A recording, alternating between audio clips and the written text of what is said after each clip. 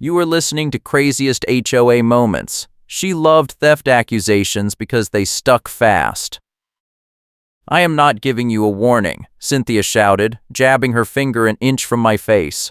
Karen shouted that I was not allowed to dispute her. That was disrespect. She stood on my porch holding that red folder like it was a court summons, her face flushed, her voice loud enough that I could see Mrs. Patel 2 doors down stop and stare. I had no idea what she was talking about. I did not even know what I was supposed to have done.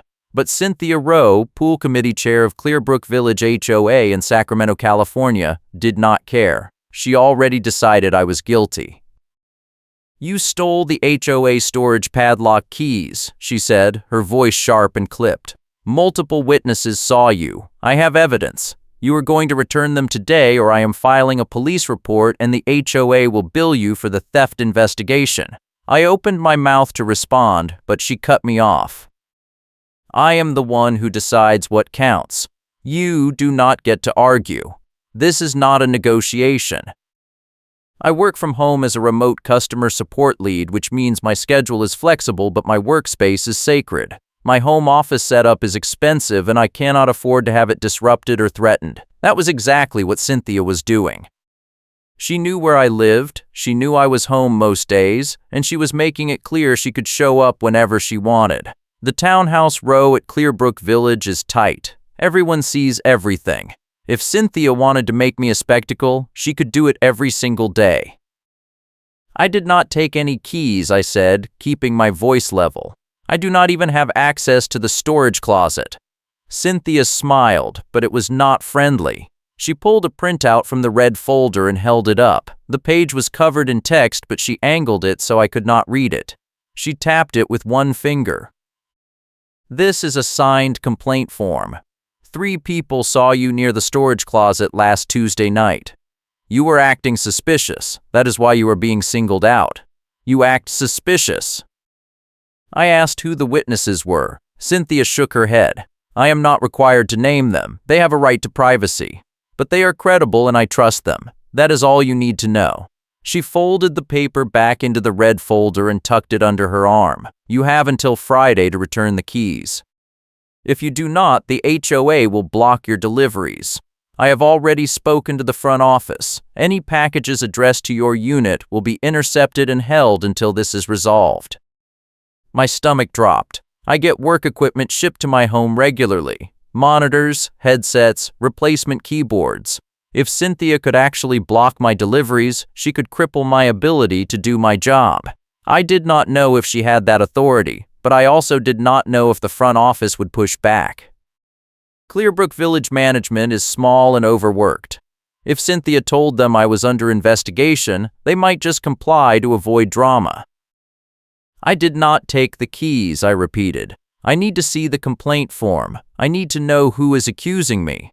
Cynthia laughed. It was a short, bitter sound. "You do not get to make demands. I am the reason this place stays safe. If I say you are a problem, you are a problem." She turned and walked down my porch steps, calling over her shoulder. Friday, 5 p.m. "Do not make this worse for yourself." I stood there for a minute after she left, my heart pounding. I had lived at Clearbrook Village for 2 years and I had never been in trouble with the HOA. I paid my dues on time, I followed the parking rules, I kept my patio clean. I had no idea why Cynthia was targeting me, but I knew one thing for sure. If I did not fight this, it was going to get worse. I went inside and pulled up the Clearbrook Village HOA portal on my laptop. The portal is where residents can view notices, submit maintenance requests, and access documents. I logged in and checked my account. There was a new notice posted that morning. Violation investigation, Unit 47. Alleged theft of HOA property. Pending resolution. The notice did not include details. It just said I was under investigation and that I needed to contact Cynthia Rowe immediately to resolve the matter. There was no mention of evidence, no copy of the complaint form, nothing. I took a screenshot. Then I opened my email and started drafting a message to Clearbrook Village management. I explained what happened, attached the screenshot, and asked for clarification on the investigation process. I hit send and sat back. My hands were shaking. This was not just about keys. This was about Cynthia deciding she could accuse me of anything, and I would have no recourse. That night, I checked my doorbell camera footage. I have a basic ring setup that covers my front porch and part of the walkway. I scrolled back to the previous Tuesday, the night Cynthia claimed I was near the storage closet. I was home the entire evening. The footage showed me taking out the trash around 7 p.m., then going back inside. I did not leave again until the next morning. There was no way I could have been at the storage closet. I saved the footage and made a backup on my laptop. Then I kept scrolling. 3 days before the accusation, my doorbell camera caught something strange. It was mid-afternoon and I was on a work call in my office. The camera showed a middle-aged white woman with blonde hair and a black puffer vest walking up to my porch. She was holding a small package. She looked around, then ripped open the package right there on my porch. She pulled out a small item, shoved it into her vest pocket, and dropped the torn mailer on my doorstep. Then she walked away. It was Cynthia. I played the clip 3 more times to make sure. It was definitely her. The timestamp was clear. The angle showed her face. She had stolen something from my package and then left the evidence on my porch like trash. I felt a cold wave of anger wash over me. She was not just accusing me of theft. She was actively stealing from me and framing me at the same time. I made another backup of the footage and saved it to a cloud drive. Then I checked my delivery records. The package Cynthia opened was a replacement charging cable for my work headset. It was marked as delivered that day, but I never received the cable. I assumed it was lost. Now I knew why. The next morning, I printed the doorbell footage stills and put them in a manila folder.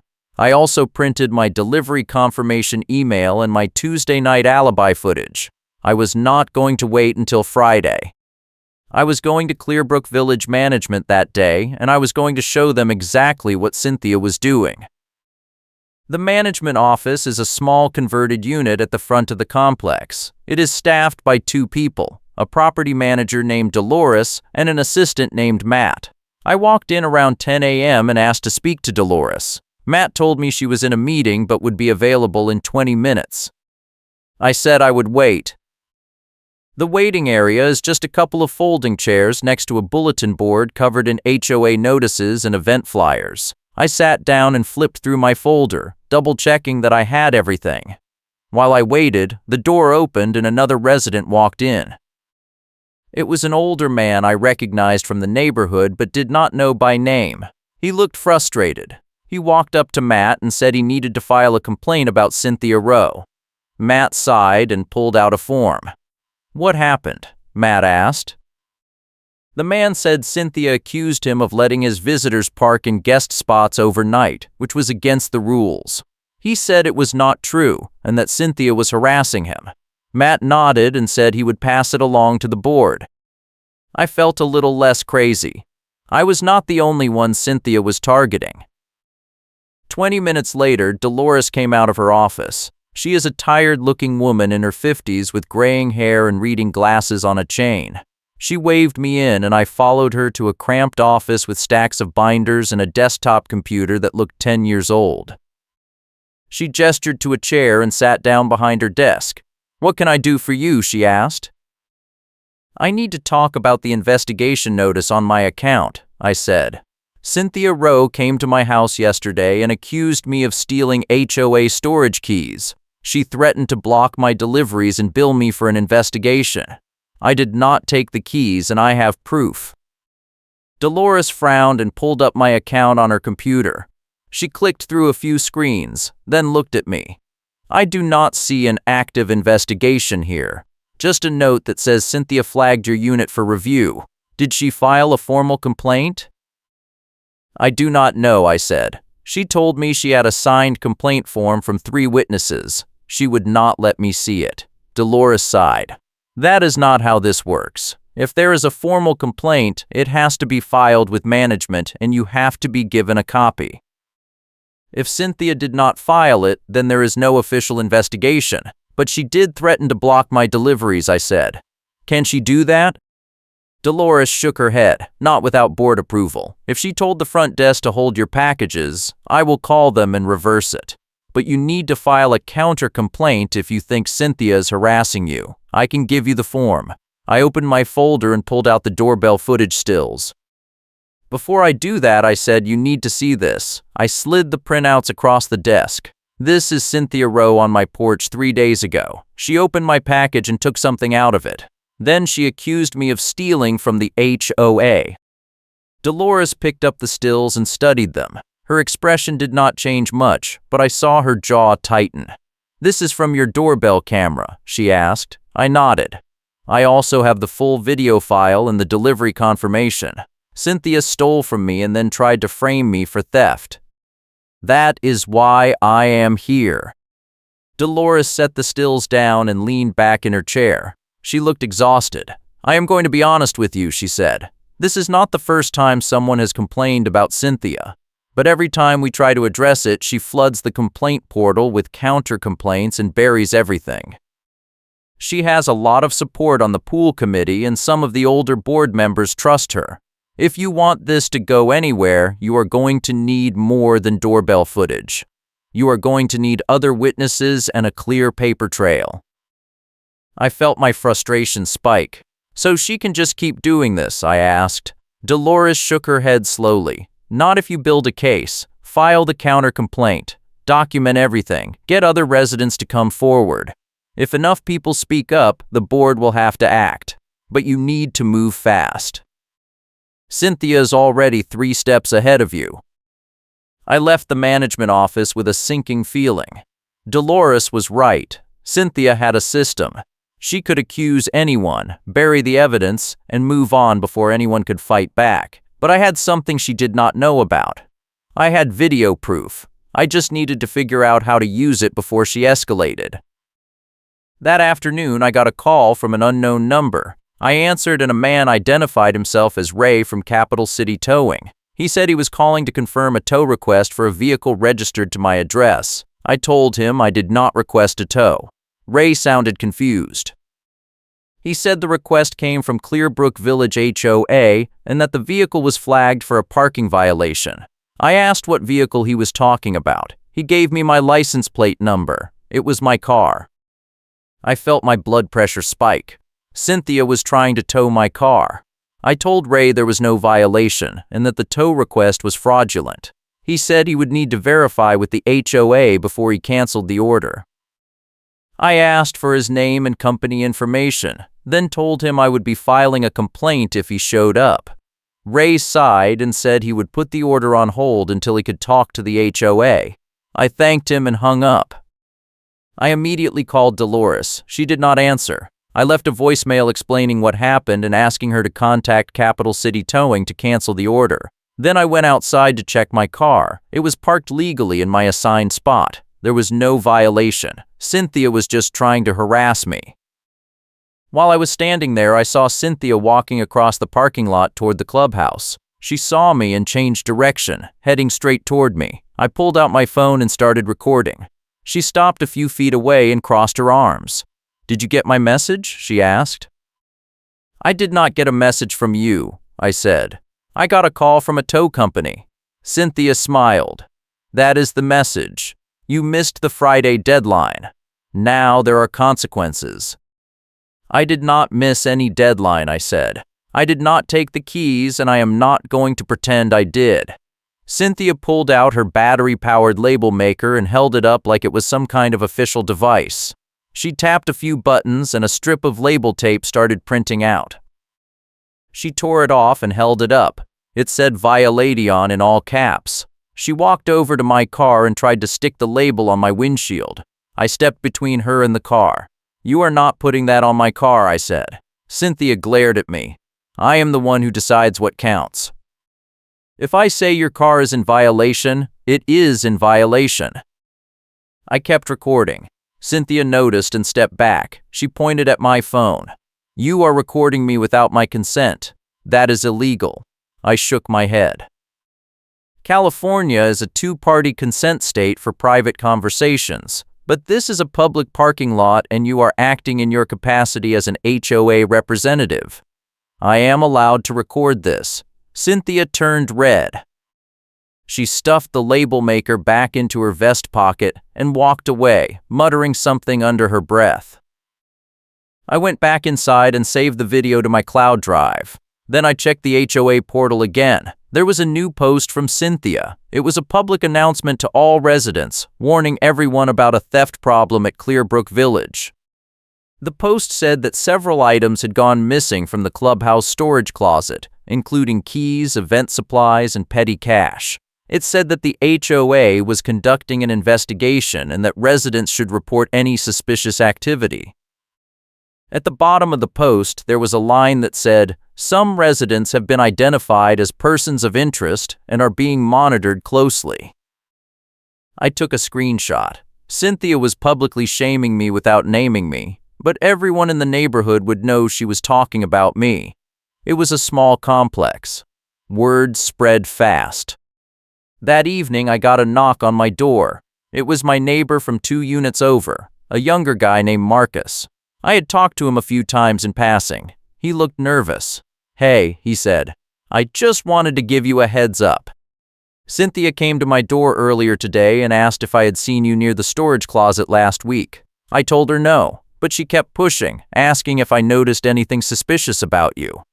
I said no again and she left. She was recording the whole conversation on her phone."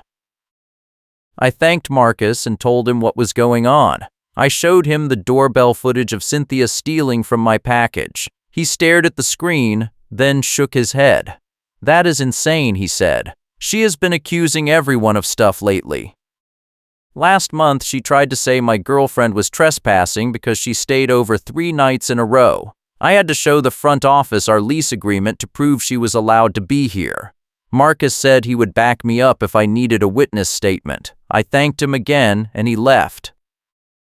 I spent the rest of the night putting together a formal complaint packet. I included the doorbell footage stills, the video files, the delivery confirmation, my Tuesday night alibi, the tow company call log, the screenshot of Cynthia's public post, and Marcus's verbal statement. I also included a timeline showing the sequence of events. I printed 2 copies, one for management and one for myself. Then I wrote a cover letter explaining that Cynthia Rowe had falsely accused me of theft, stolen my property, attempted to tow my car without cause, and publicly defamed me in the HOA portal. I requested a formal investigation and asked that Cynthia be removed from any involvement in my case.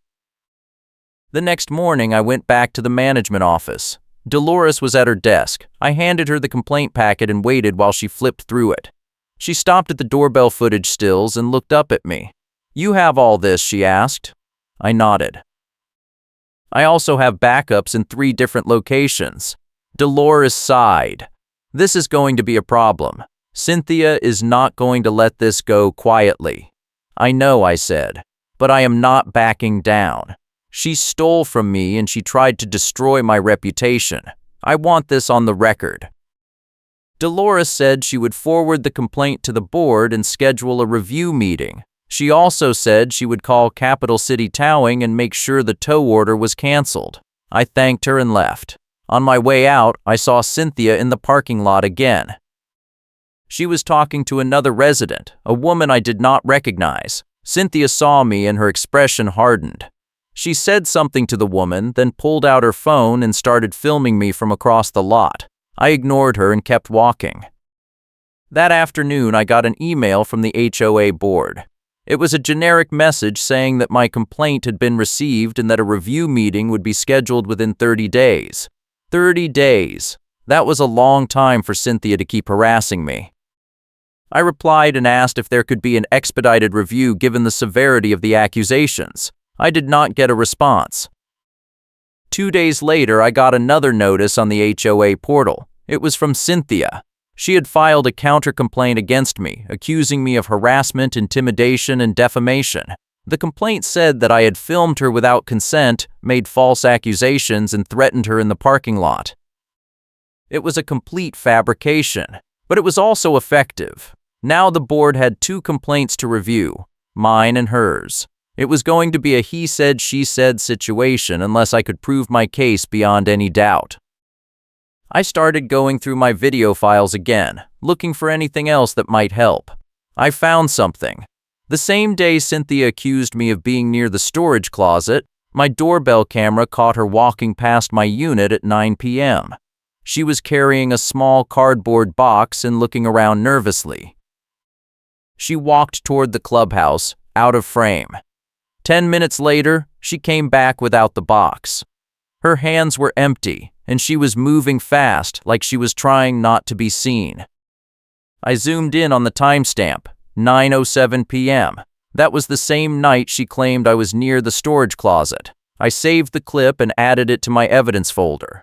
Cynthia was not just framing me. She was actively planting evidence or moving stolen items while accusing me of being the thief. It was a perfect setup. She could steal whatever she wanted, blame someone else, and use her position as pool committee chair to make it stick. I needed more proof. I started asking around the neighborhood. I knocked on a few doors and talked to residents I knew casually. Most people were polite but did not want to get involved. One woman, an older resident named Linda, told me she had noticed items going missing from the clubhouse for months. She said Cynthia was always the first one to report the thefts and that she seemed overly eager to point fingers. Linda said she did not have proof, but it felt off. I asked if she would be willing to write a statement. She said she would think about it. The next day, I got a call from a vendor. It was a woman named Jen from a local event supply company that Clearbrook Village uses for pool parties and community events. She said Cynthia had called her earlier that week and told her not to do business with me anymore. Jen said Cynthia claimed I was under investigation for theft and that I was not trustworthy. Jen was calling to ask if it was true. I explained the situation and sent her a copy of my complaint packet. Jen was quiet for a minute, then said she had her own issues with Cynthia. She said Cynthia had been late paying invoices and had once asked Jen to falsify a receipt to make it look like the HOA spent less on an event than it actually did. Jen refused, and Cynthia got angry. Jen said she would be willing to provide a statement about Cynthia's behavior if it helped my case. If you are enjoying this story, hit that like button and subscribe for more wild HOA drama and neighborhood revenge tales. I added Jen's information to my evidence file. Now I had doorbell footage, a vendor willing to testify, and at least one other resident who was suspicious of Cynthia. It was starting to come together, but I still needed something concrete that would force the board to act immediately. I needed a smoking gun. That weekend, I decided to check the HOA complaint portal more carefully. I logged in and went through the public complaint history. The portal has a feature that shows all filed complaints by date, along with the submitter's name and a short description.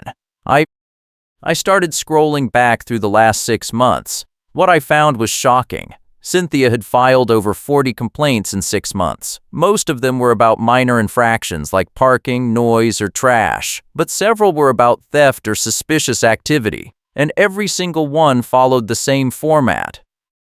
The wording was almost identical. The same complaint template appeared in multiple files, proving someone was mass-producing fake outrage. I took screenshots of a dozen complaints and compared them side by side. The phrasing was the same. The structure was the same. Even the typos were the same.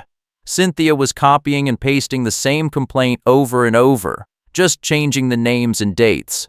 It was a factory of fake accusations. I saved everything and added it to my evidence packet. This was the smoking gun. If I could show the board that Cynthia was mass-producing complaints and falsely accusing multiple residents, they would have no choice but to take action. I printed the screenshots and added them to my complaint packet. Then I emailed Dolores and asked for an update on the review meeting.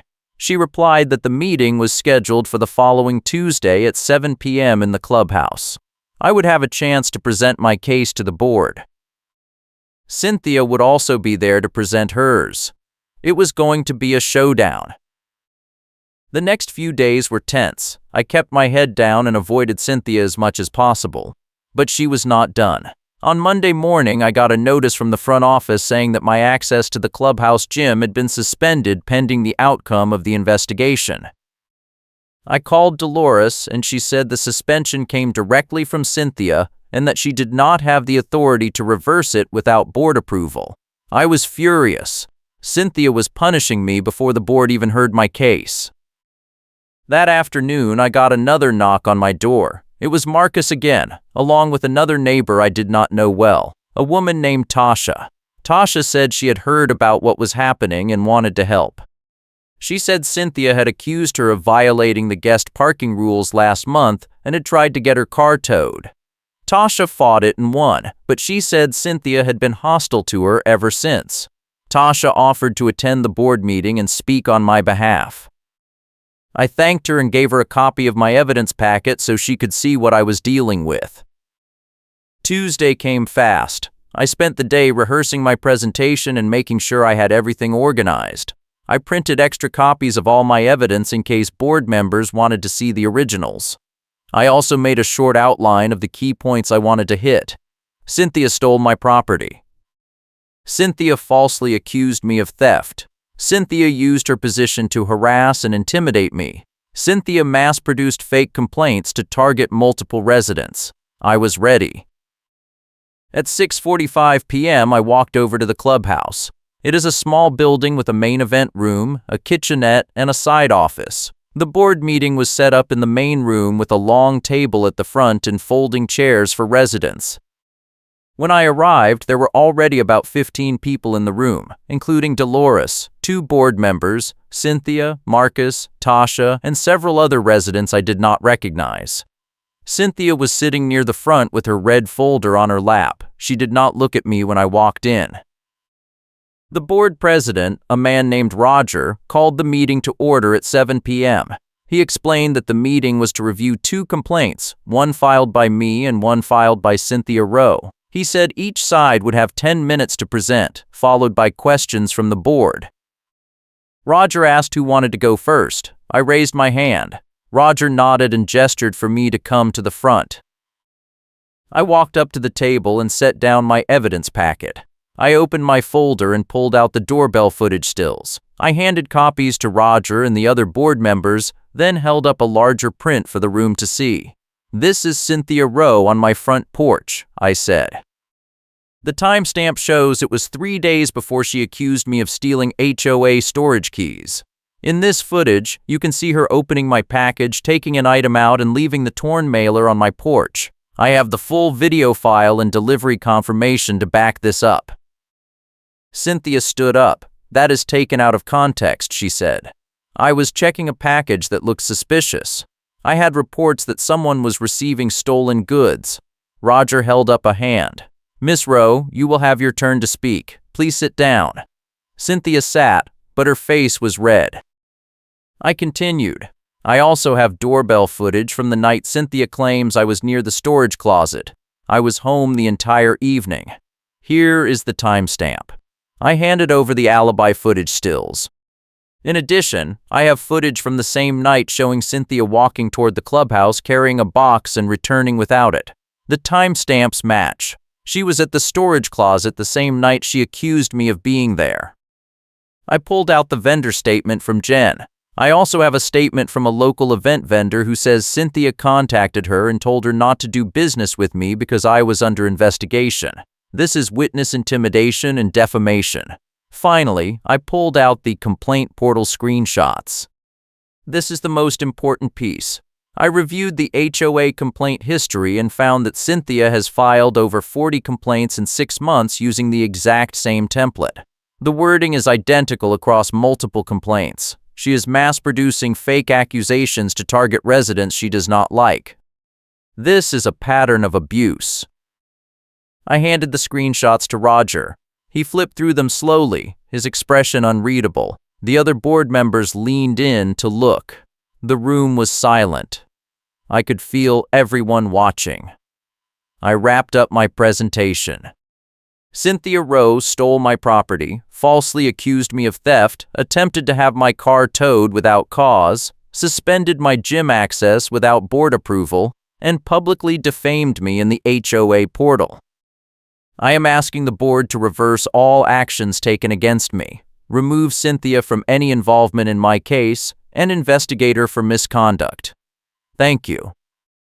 I sat down. Roger looked at Cynthia. Miss Rowe, you have 10 minutes. Cynthia stood and walked to the front. She set her red folder on the table and opened it. She pulled out a stack of papers and started talking fast. Everything he just said is a lie, she said. I did not steal his package. I was checking it because it looked suspicious. I have multiple witnesses who saw him acting suspicious near the storage closet. I have signed statements. She held up a piece of paper, but she did not hand it to the board. Roger asked to see the statements. Cynthia hesitated, then said the witnesses requested anonymity for their safety. Roger frowned. We cannot review anonymous statements, he said. If you want us to consider them, you need to provide names. Cynthia shook her head.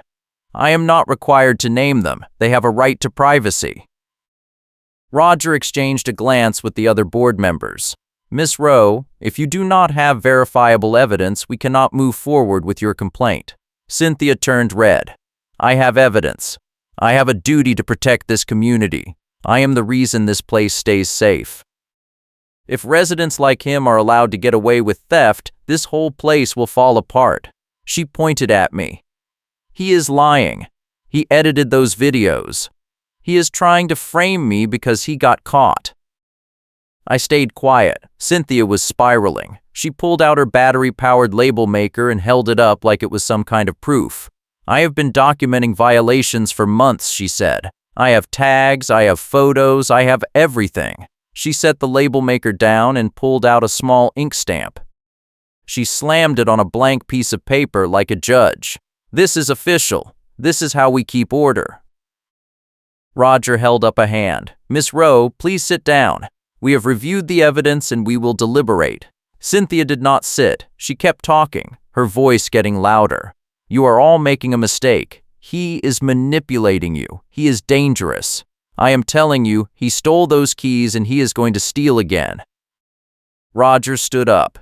Miss Rowe, sit down now or I will end this meeting. Cynthia finally sat, clutching her red folder like a life raft. Roger conferred quietly with the other board members for a few minutes. Then he looked up. Based on the evidence presented, we are suspending Cynthia Rowe from all HOA enforcement duties pending a full investigation. We are also reversing all actions taken against the complainant, including the gym suspension and the tow order. Miss Rowe, you are not to contact the complainant or any witnesses directly. If you violate this directive, you will be removed from the pool committee. The room erupted. Several residents started clapping. Cynthia stood up, her face white. You cannot do this, she said. I have rights. I am the one who decides what counts. Roger shook his head. Not anymore. This meeting is adjourned. Cynthia grabbed her red folder and stormed out of the room. I sat there for a minute, letting it sink in. I won. It was not a full victory yet, but it was a start. Marcus and Tasha came over and congratulated me. Dolores walked up and handed me a copy of the board's decision. She looked tired but relieved. You did good, she said. But be careful. Cynthia is not going to let this go. She was right. 2 days later, I got another notice on the HOA portal. It was from Cynthia. She had posted a long message saying that the board's decision was unjust and that she was being unfairly targeted. The post accused me of fabricating evidence and manipulating the board. It was defamatory and completely against the directive Roger had given her. I took a screenshot and forwarded it to Dolores. Within an hour, the post was taken down and I got a call from Roger. He said Cynthia had been officially removed from the pool committee and that her HOA portal access had been suspended. He also said the board was opening a formal investigation into her conduct, including the theft allegations. I felt a weight lift off my shoulders. But I was not done yet. I still wanted to know what happened to the stolen items from the storage closet. If Cynthia was the one stealing, where was the stuff? I reached out to Linda, the older resident who had mentioned noticing missing items. She agreed to meet me at the clubhouse. We walked over to the storage closet together. It was locked, but Dolores had given me temporary access so I could document anything relevant to my case. I opened the closet and looked around. It was a small space with metal shelves and labeled bins. Most of the bins were for pool supplies, event decorations, and maintenance tools. But one shelf in the back corner looked different. There was a cardboard box shoved behind a stack of folded chairs. I pulled it out and opened it. Inside were the missing HOA storage padlock keys, along with several other items, a set of pool party decorations, a cash box with about $60 in small bills, and a few personal items that looked like they had been taken from residents' porches. There was also a stack of printed complaint forms, blank and ready to be filled out. I called Dolores immediately. She came over with Roger and another board member. They documented everything, took photos, and called the police. A deputy arrived within an hour and took a report. The deputy asked me to provide my evidence files, including the doorbell footage and the complaint portal screenshots. I handed over everything. The deputy said they would open an investigation and that Cynthia would be contacted for questioning. Over the next week, things moved fast. The police investigation confirmed that Cynthia had been stealing from the HOA and from individual residents for months. The doorbell footage was key evidence. The deputy also found that Cynthia had been selling some of the stolen items online. She had used fake accounts, but her payment information was linked back to her. The district attorney decided to file charges for theft, fraud, and abuse of authority. Cynthia was arrested and released on bail pending trial. The HOA board held an emergency meeting and voted to remove Cynthia from all positions. They also voted to update the access control rules for the storage closet and implement a new audit system for HOA funds. The board issued a public apology to me and to other residents who had been targeted by Cynthia's fake complaints. They also offered to reimburse me for any expenses related to the investigation. I accepted the apology and the reimbursement, but what I really wanted was for the whole thing to be on the record. I filed a records request with the HOA and the police department, and I made sure every document was saved and backed up. A records request that exposes contradictions and edits became my insurance policy. If Cynthia ever tried to rewrite the story, I had proof. The twist in all of this came about a week after Cynthia was removed. Jen, the event vendor, called me again. She said she had been going through her old invoices and noticed something strange. Several of the invoices she had submitted to the HOA over the past year had been altered before being filed with the board. The amounts were changed to make it look like events cost less than they actually did. The difference was small each time, maybe $50 or $100, but it added up. Jen said she never authorized the changes and that she had no idea who made them. But when she looked at the submission timestamps in the HOA portal, they all matched dates when Cynthia had access to the office. Jen provided me with copies of the original invoices and the altered ones. The same complaint template appeared in multiple files, proving someone was mass-producing fake outrage. But it was not just complaints. Cynthia had been mass-producing fake invoices too, skimming HOA funds a little bit at a time. I forwarded Jen's evidence to the police and the HOA board. The district attorney added embezzlement to the charges. The board launched a full audit of HOA finances going back 2 years. It turned out Cynthia had stolen over $8,000 through fake invoices, phantom expenses, and skimmed petty cash. The audit also revealed that she had been submitting reimbursement requests for pool supplies that were never purchased. She had been playing the system for a long time. The fallout was intense. Several residents who had supported Cynthia publicly distanced themselves. A few board members resigned out of embarrassment that they had not caught the fraud sooner. The HOA hired a new property management company to oversee operations and implement better financial controls.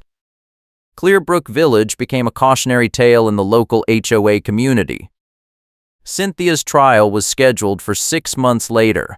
In the meantime, she was banned from the property and required to stay at least 500 feet away from any Clearbrook Village resident. I did not see her again, But I heard through the grapevine that she tried to rally support online by posting her side of the story on social media. It backfired. Someone found her old complaint templates and her fake vendor receipts and posted them publicly. The comments section was brutal. She deleted her accounts within a week. The board meeting where everything unraveled was not the end, but it was the turning point.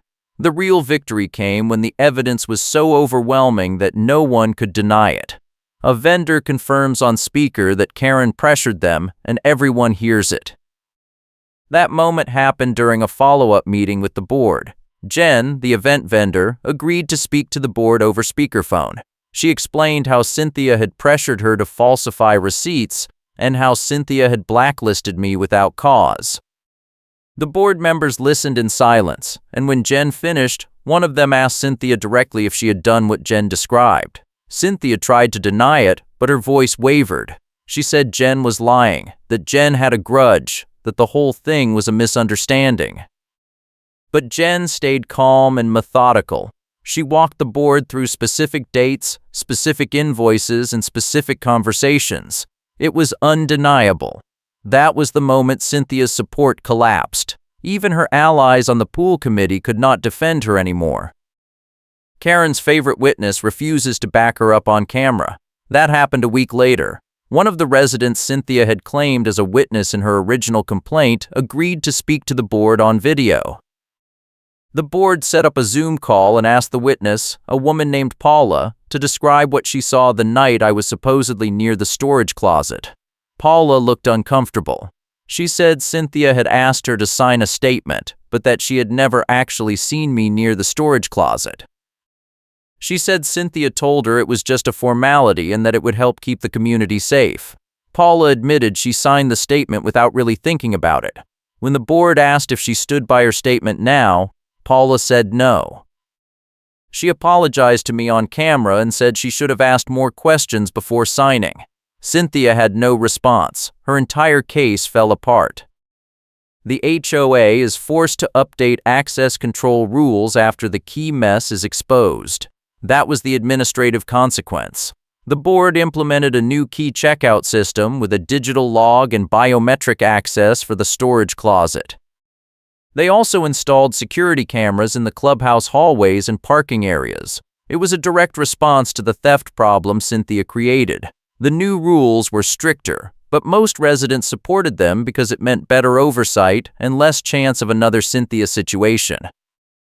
Karen tries to confiscate my evidence binder and it gets photographed instantly. That funny karma moment happened during the first board meeting. Right before I started my presentation, Cynthia stood up and tried to grab my manila folder off the table. She said it was fake and that I was not allowed to present it. I pulled the folder back and Marcus, who was sitting right behind me, pulled out his phone and started recording. Cynthia realized she was being filmed and froze. Roger told her to sit down and warned her that any further disruptions would result in her being removed from the meeting. The whole exchange was captured on video and later shared with the board as evidence of Cynthia's behavior. It was a small moment, but it showed exactly how desperate she was to suppress the truth. The revenge was not flashy, it was methodical. I did not vandalize anything. I did not spread rumors. I did not break any laws. I just gathered evidence, followed the process, and let the system work. Cynthia destroyed herself by overplaying her hand.